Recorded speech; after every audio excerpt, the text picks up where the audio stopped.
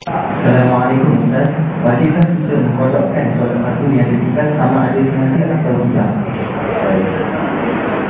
Sangat wajib dan perlu dan mesti.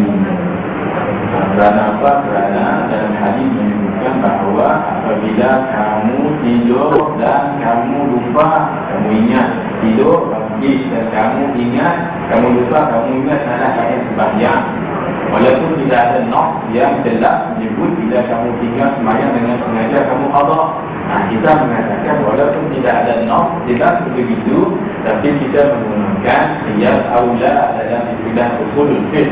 Kalau orang yang lupa sedar, wajib qada. Kalau orang yang tidur bangun, wajib qada. Apakah lagi orang yang tinggal sembahyang dengan sengaja, maka itu terlebih lagi wajib dia mengqadakannya.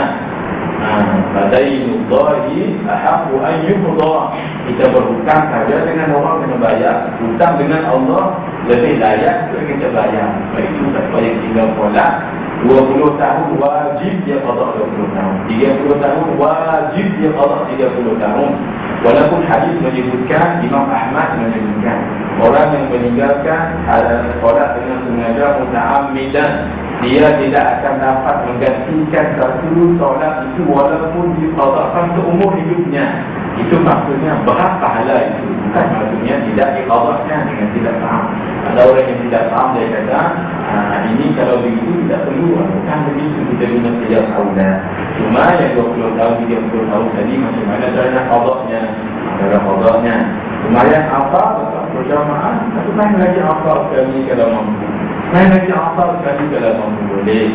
Kemudian main bola dua panjangnya, kemudian sendiri solat maghrib, Masya Allah semayang maghrib, sementara tunggu syekh datang, semayang maghrib lagi, syekh tak datang juga, semayang maghrib lagi, tak confirm syekh tak datang, semayang maghrib lagi, sampai isyak. Kalau mampu, kalau tak dapat dikit-dikit dulu kan. Kemudian solat isyak, demikian yang betul-betul meninggal kita dalam keadaan tidak qada, insya-Allah Allah akan bagi kita bagian kita nak qada tadi.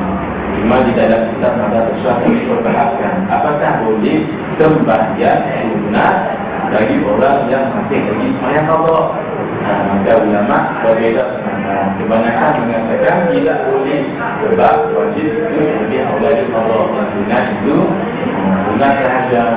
Cumanya ulama ada yang mengatakan bahawa dalam waktu-waktu tertentu demikian tidak boleh contoh. Orang ini tidak solat zuhur lagi. Pada pukul 1:30 dia akan dihukum pancung.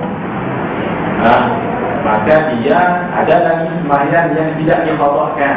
Namanya dia sembahyang maghrib setengah, sembahyang maghrib, sembahyang asar tidak kuat lagi. Maka lepas sembahyang maghrib, sembahyang maghrib pukul berapa? 7:30 dia akan dihukum pancung. Ketika itu kata para ahli ulama haram dia sembahyang sunat selepas maghrib. Sunat itu kalau dia ada lagi hutang qada sembahyang asar, sembahyang zuhur, itu saja kata para ahli ulama. Jadi ulama beza pendapat. Ada yang mengatakan boleh saja sembahyang sunat, tapi dengan yang mesti keagamaan kamu qada dengan ada melihat mereka memang mengatakan adalah sembahyang qada itu tidak benar kerana dia lebih awal. Sebab apa? Sembahyang qada itu sembahyang wajib pahalanya 70 sembahyang sunat, 70 sembahyang sunat baru dapat lawan